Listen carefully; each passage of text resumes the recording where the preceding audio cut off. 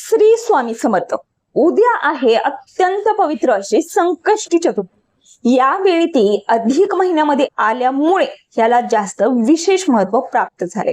अनेक महिलांच्या भक्तांच्या मनात प्रश्न असतो की या संकष्टीची पूजा कशी करावी, उपवास कसा करावा, गणपती बाप्पांना नैवेद्य कोणता दाखवावा, चंद्रदर्शन का महत्वाचं असतं आणि कोणते विशेष नियम सर्वात महत्वाचं तुम्हाला या अधिक महिन्यामुळे ह्या चतुर्थीला पाळायचे आहेत, अभिषेक कसा करायचा आहे, सर्व काही पाहणार आहोत याच व्हिडिओमध्ये.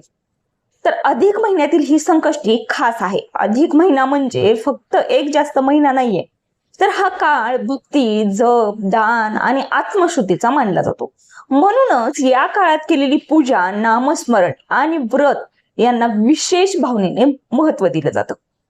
अनेक घरांमध्ये हा महिना स्वतःला बदलण्याचा, देवाजवळ जाण्याचा आणि चांगले संकल्प करण्याचा देखील मानला जातो. त्यामुळे या महिना हा अत्यंत खास आहे, पवित्र आहे आणि या महिन्यातील केलेला हा उपवास हा अत्यंत तुमच्यासाठी शुभ आहे. तर कोणते विशेष नियम अधिक महिन्यामुळे तुम्हाला पाळायचे आहेत ते एकदा लक्षात घ्या. पहिलं, शक्य तितकं नामस्मरण करा. ओम गण गणपतये नमः किंवा गणपतीचं नाव तुम्ही सतत दिवसभर घेत राहा. दुसरं, सात्विकता जपा. राग, भांडण, कटू बोलणं आणि नकारात्मकता टाळण्याचा शक्यतो जास्तीत जास्त प्रयत्न करा. तिसरं, दान आणि मदतीचं भान ठेवा.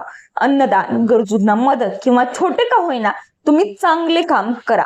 चौथं, पूजा भीतीने नाही तर श्रद्धेने तुम्हाला करायची आहे.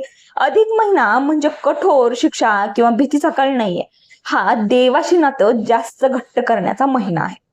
तर तुम्हाला अभिषेक करताना कोणत्या गोष्टी महत्वाच्या आहेत तर ऐका. संकल्प कसा करायचा, तर अनेकांना माहित नसतं की संकल्प नेमका करण्याची योग्य पद्धत कोणती. तर खाली एक तुम्हाला ताट घ्यायचं आहे, गणपती बाप्पांसमोर बसायचं आहे. हातावरती तुम्हाला उजव्या हातावरती थोडे अक्षता, दुर्वा आणि एक फूल ठेवायचं आहे. मनातली इच्छा तुम्हाला बोलून दाखवायची आहे, संकल्प मांडायचा आहे बाप्पांसमोर आणि तुम्हाला त्या हातावरून 3 वेळा पाणी खाली सोडायचं आहे.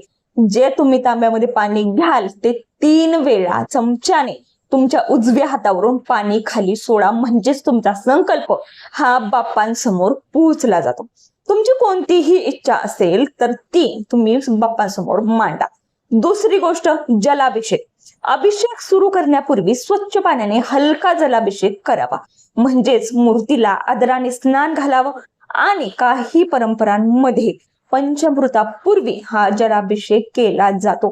सर्रास आधी जलाभिषेकच केला जातो आणि त्यानंतरच पंचामृत हे अभिषेकासाठी वापरलं जातं. आता पंचामृतामध्ये काय काय गोष्टी असतात तर दूध, दही, तूप, मध आणि साखर या 5 गोष्टींचं मिश्रण म्हणजेच पंचामृत. आता जलाभिषेक झाल्यानंतर पुढची स्टेप, पंचामृताचा अभिषेक. तर हा अभिषेक करताना गणपती बाप्पांसमोर तुम्ही बसल्यावरती तुमच्या तोंडामध्ये ओम गण गणपतये नमः हा जप अखंड चालू राहिला पाहिजे. तुमचा जोपर्यंत अभिषेक पूर्ण होत नाही तोपर्यंत तुम्ही हे म्हटलंच पाहिजे. नाही जमत तर तुम्ही अथर्व शीर्ष तरी लावून बसा. तुमचं पाठ असेल तर उत्तम, नसेल तर तुम्ही मोबाईल वरती लावू शकता. जेव्हा तुमचा हा पंचामृताचा अभिषेक होईल त्यानंतर तुम्हाला पुन्हा जलाभिषेक करायचा आहे, म्हणजेच मूर्तीला तुम्हाला स्वच्छ पाण्याने एकदा स्नान घालून घ्यायचं आहे. मूर्ती स्वच्छ करायची आहे आणि अभिषेक पूर्ण झाल्यानंतर देवतेला शुद्ध स्नान हे दिलंच जातं आणि ते दिलं गेलं पाहिजे. आता पंचामृत झाल्यानंतर तुम्हाला पुन्हा पाण्याने अभिषेक घालून घ्यायचा आहे. तर स्वच्छ कापडाने मूर्ती ही अलगद पुसा, त्याला हळदी कुंकू लावा, फूल वाहा, दुर्वा अर्पण करा, नैवेद्य दाखवा आणि हे सगळं करण्यापूर्वीच तुमचा दिवा लावलेला पाहिजे. दिव्याचं पूजन आधी करतो आपण आणि त्यानंतरच कोणतीही पूजा चालू करतो. त्यामुळे दीप प्रज्वलन आधी आणि त्यानंतर हा पूर्ण अभिषेक तुम्हाला करायचा आहे. ते सर्व झाल्यानंतर तुम्हाला मेन आरती गणपती बाप्पांची करायची आहे. तर समजलं तुम्हाला अभिषेक कसा करायचा आहे, अगदी स्टेप बाय स्टेप सांगितलंय. अवश्य करा उद्या. आणि उपवास कसा करायचा, अनेकांना प्रश्न पडतो उद्याचा उपवास काही खास आहे का, हो, नक्कीच खायचा आहे अधिक महिन्यामुळे, परंतु तो पूर्ण तुमच्या श्रद्धेवर अवलंबून आहे.